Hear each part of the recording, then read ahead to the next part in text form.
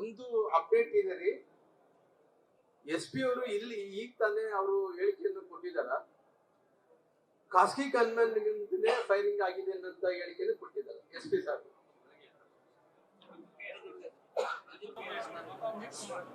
ಅವರು ಒಂದು ಖಾಸಗಿ ವ್ಯಕ್ತಿಗಳಿಂದ ಫೈರಿಂಗ್ ಆಗಿದೆ ಅನ್ನೋ ಹೇಳಿಕೆ ಕೊಡೋದ್ರ ಜೊತೆಲಿ ಖಾಸಗಿ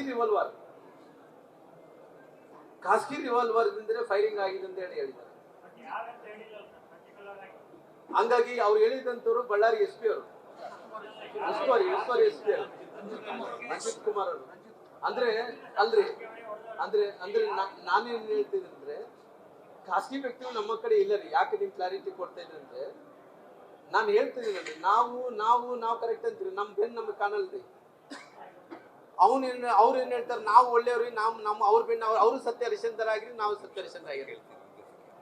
ನೋಡಿ, ನನಗೆ ಇರುವಂತ ಗನ್ಮ್ಯಾನ್ಗಳು, ನಮ್ಮ ಕುಟುಂಬಕ್ಕೆ ಇರುವಂತ ಗನ್ಮ್ಯಾನ್ಗಳೆಲ್ಲ ಸೇರಿ 4 ಮಂದಿ.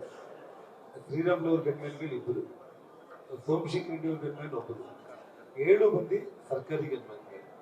ನಿನ್ನೆ ರಂಜಿತ್ ಚಿತ್ರದುರ್ಗ SP ಏನಿದ್ದಾರೆ ಅವರಿಗೆ ಜವಾಬ್ದಾರಿ ಕೊಟ್ಟಿದ್ರು.